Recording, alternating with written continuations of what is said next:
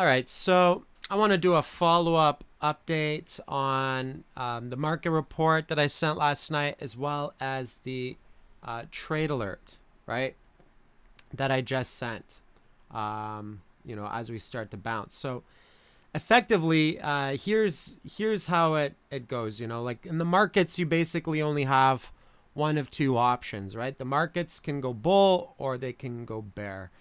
And so generally what I've been doing throughout all of this is just kind of riding the waves, right?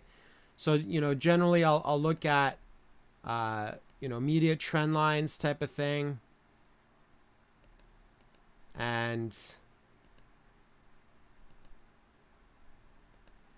generally cut out on breakdowns. And then I often buy back on the dips. And so recently we had another round of there was this, and we started to break down, and somewhere around here as we're breaking down, I sold, hedged into cash, and then I bought another dip. Ended up with more Bitcoin.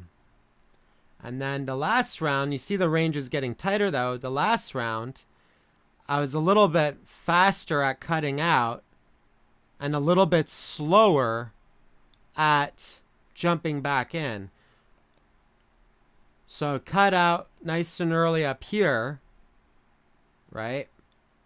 And the reason why is a little bit slower and I didn't just catch the dip on the bleeding edge, predominantly because I wanted some more confirmation. I wanted to see this wick. Also, I didn't catch it. Actually, I just wasn't in front of my computer watching it. So that's basically what happened.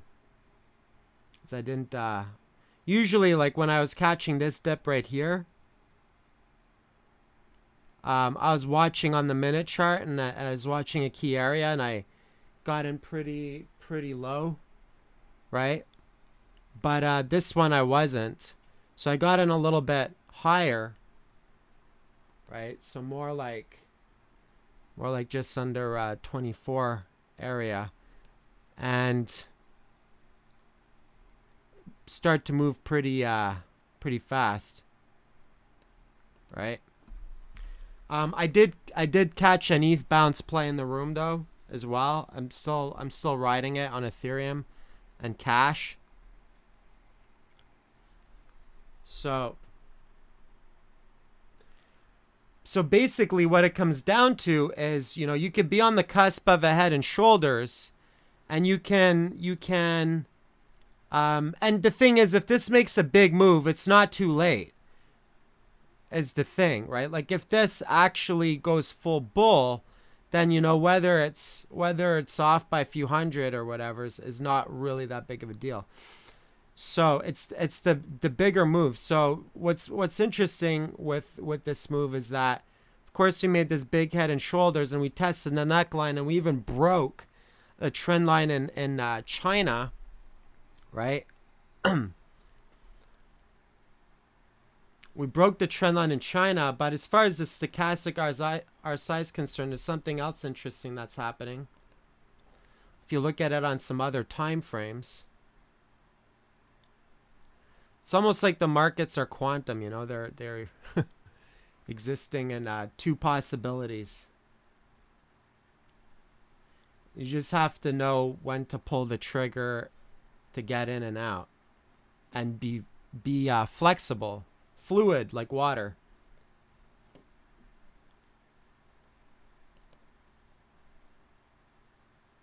All right, so one sec. So here's something interesting. We've got divergence, but we're crossing under. This could also, even though we've got divergence and stuff on another area, it also says that it's oversold down here, right? That's the flip side, and it's crossing under. So we could technically create fresh momentum and finally hit our targets. I mean, this has been a very kind of choppy process up here, right? I mean, good volatility, nice waves, good trading for Bitcoin. I mean, this is pretty much the Bitcoin trading right here, right? And you want to trade Bitcoin, that's pretty much what we've been doing, you know. Cut out when it breaks down, buy back in when it finds support, and just play those waves, right? And watch the trend lines is really what it comes down to. And then on the 3 hour, it could cross under and make a big move, right? So we're not necessarily out of the woods yet per se as far as the bears are concerned, but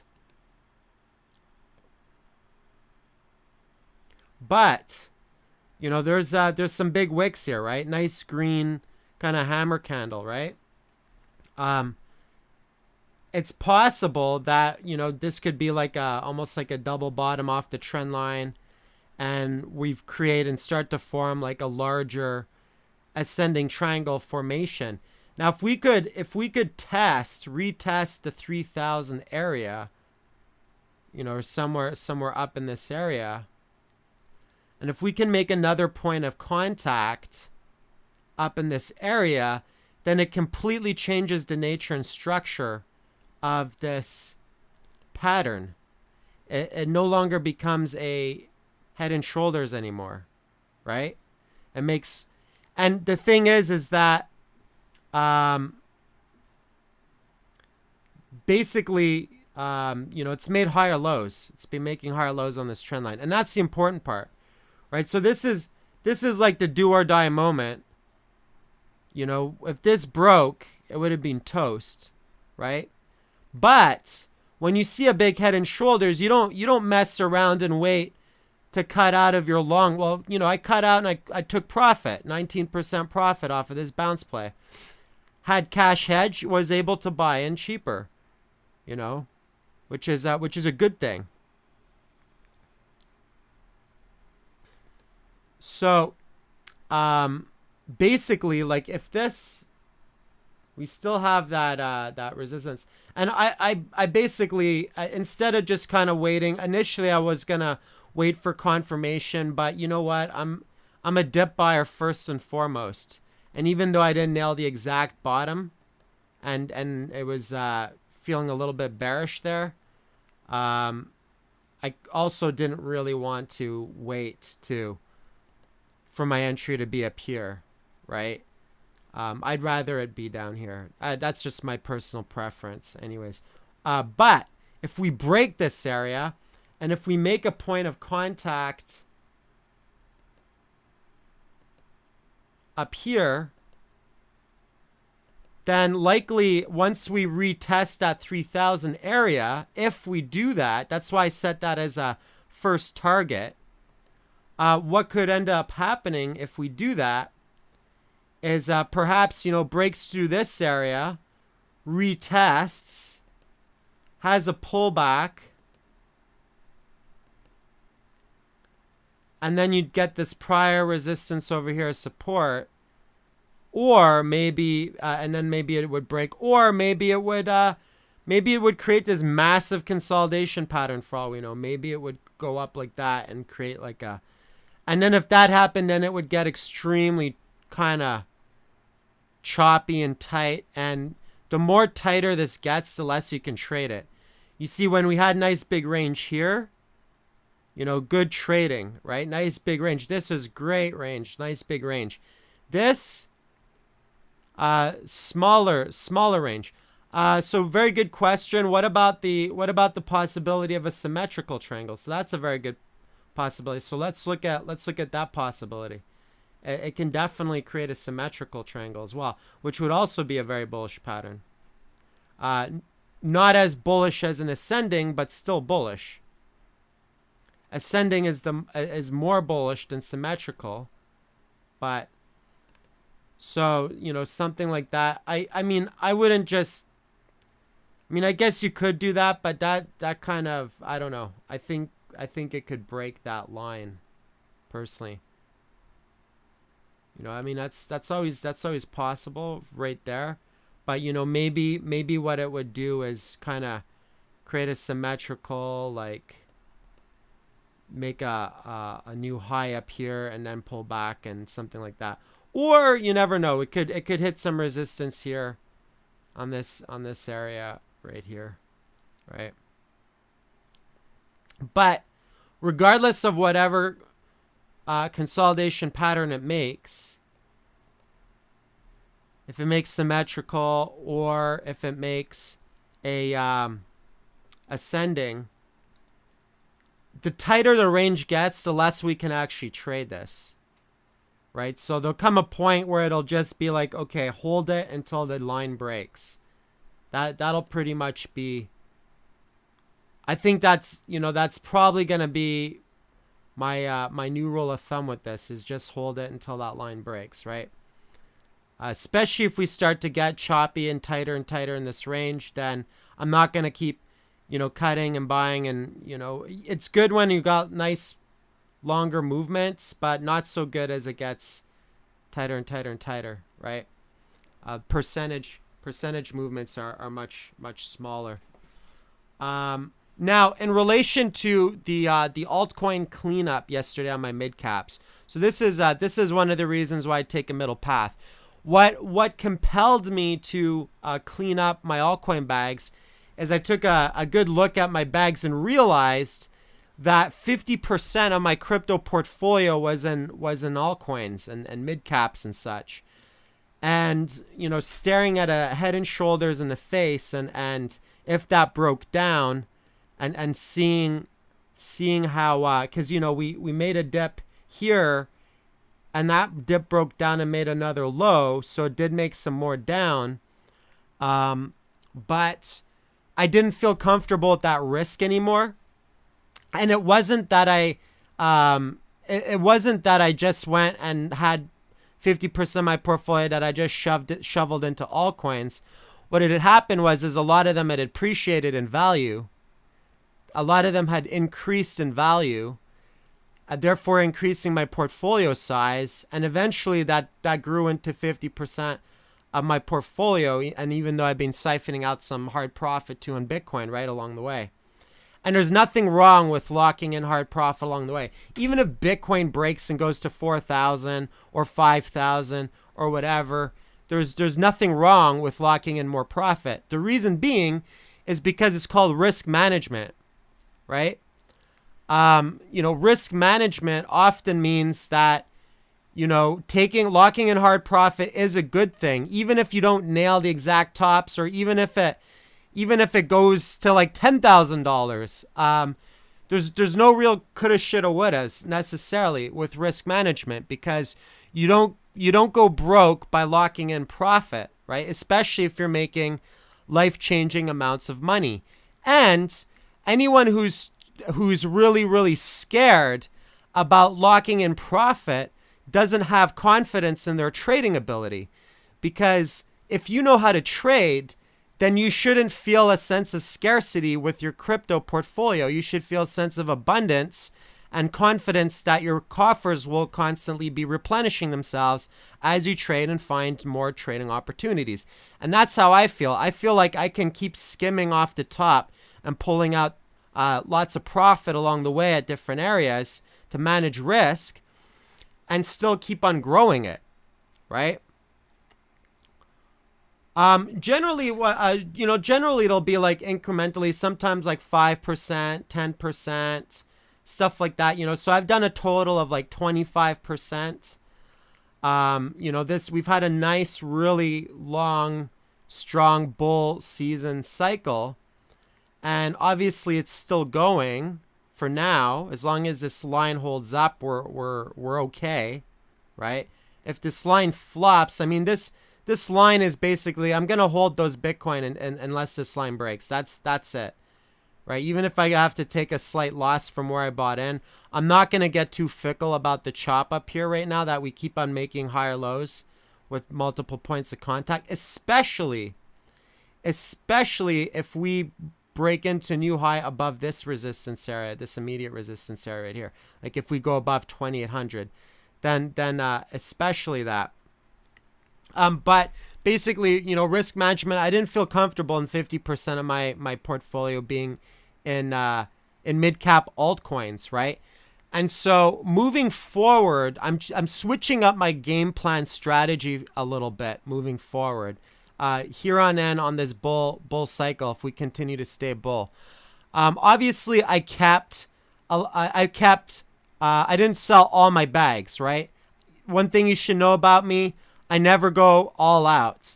If you're going all out of everything, then you're just panicking, right? There's a difference between reducing position size for risk management and just panic selling everything and going completely out. Unless that's what you feel comfortable and confident in doing, and that's right for you, and you want to just consolidate and simplify to a couple of markets, and not have like a billion different coins running, then that's fine too, right? That can be a type of risk management as well. But moving forward, I'm going to keep the mid caps that I still have, that I'm still riding in those positions that I still have. If they all 10x on me again, then I'm not going to cry over spilt milk. I'll be happy. It means Bitcoin probably still went up too. Like I said earlier, those markets, those coins that I locked in at various different levels, I consolidated into more Bitcoin, right? I consolidated into more Bitcoin. So that's basically, and Kyle's making a good point. Said, for me, I like to lock in my initial risk capital so that the rest is still profit equals no emotional trading. Yeah, and that's a very good point, right? If you pull out your initial risk, then you could ride it. It's like ICN, right?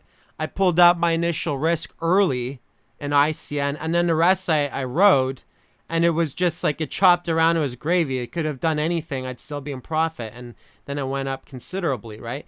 And and I'm still riding some, so just kind of scaling out type of thing. But I just felt like I wanted to consolidate more of my bags more and not have such heavy positions in so many mid caps, for the exact reason that we saw. If this head and shoulders would have broke down, then those mid cap, and we went into bear season, then expect like 50% of the dollar value of your portfolio to go down the toilet, and that would be a significantly big hit, right? So now that I've reduced all those sizes, now I can just hold them, and I can feel comfortable regardless of what it does. I was able to lock in some hard profit on a bunch of things that have gone up a bunch. Some things were closer to break even. Some things were slightly down. So moving forward, my strategy is that I'm going to stop accumulating mid-cap tokens, right? I might trade them if there's something interesting to trade, but I'm going to stop accumulating the mid caps. And the reason why I say that is because if the bubble does pop, and we don't know when, we know it will, right? It's not a matter of if, it's a matter of when, but we just don't know when that is going to happen, right? So maybe we hit the original $4,000 dollar trajectory, right? Maybe we hit that original $4,000 trajectory. The range of money I consider mid caps. So if you look at CoinMarketCap, I'd say anything, CoinMarketCap.com, I'd say anything like 40 to maybe 40 to 80 would probably be very, very mid-range. Low caps would be anything on the second page, and obviously ultra low caps would be like bottom of the barrel on third page or whatever. I try to generally stay away from those. I do a couple of low caps sometimes. I did pop a 10x on things like Expect and stuff like that. I mentioned it a few times in the room, but I don't really talk about those ones that much, because with 760 traders, there's not enough liquidity for people to trade low caps. So I'm not into pumping illiquid markets, So I generally just stay away from those, even though I will trade them, and maybe I'll share a specific strategy for that at some point in the future. So anyways, that's my thoughts on Bitcoin right now. Obviously, nice wick here. A buyer stepped in on the trend line. Nice green. A little bit later to the party on my entry. But I was very early to the party on my exit, so it's all good. As long as I'm selling high and buying back lower, even if I'm managing risk and looking at the possibility of a bear staring me right in the face.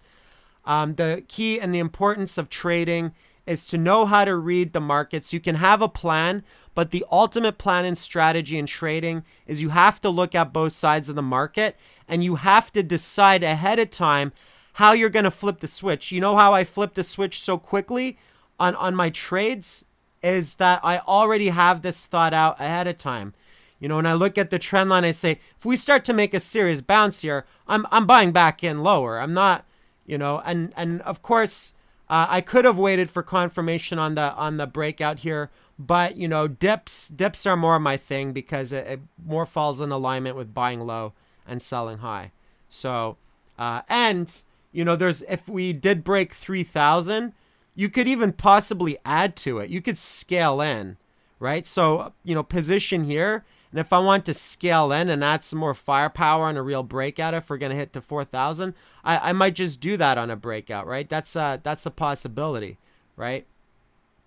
So we'll assess that when the time comes, or I might just comfortably ride this and be satisfied with this. So it looks like Ethereum is having a bounce too, and a bunch of us in the room today bought the dip on Ethereum. I looked at Ethereum predominantly because the percentage gains are much bigger. Like Bitcoin can move up like, oh, very nice, Kyle. Bitcoin can move up like a few percentage, and Ethereum dollar wise, like, so just playing the dollar market, not the ETH BTC market. So I bought into 30s down here. I wanted to wait for some confirmation of some wick because we had a lot of sell off. And it's having like a nice bounce play, and in fact it already hit my initial target, and I'm actually just riding it right now because it's having like a really good bounce. So if I were to, so as far as targets are concerned, if you want to know targets for bounce plays, the best tool for that is to use a fib retracement. You start at the top, you bring it down to the bottom.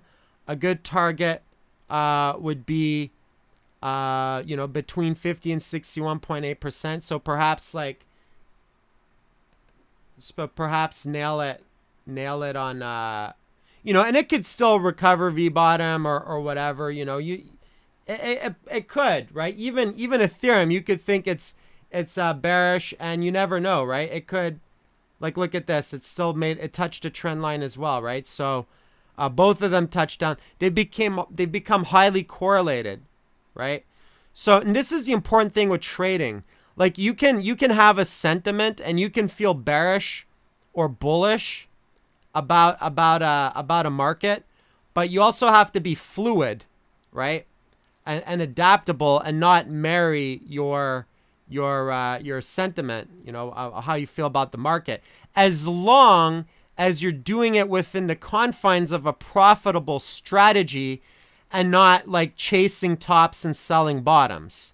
As long as your bullish versus bearish is more aligned with selling tops and buying bottoms, then you'll be okay. Where people get in trouble is when they chase the market and they see it go up and they're like, oh, I'm so bullish, and then they sell, and then they're like, oh, no, and then they capitulate and sell down here, right?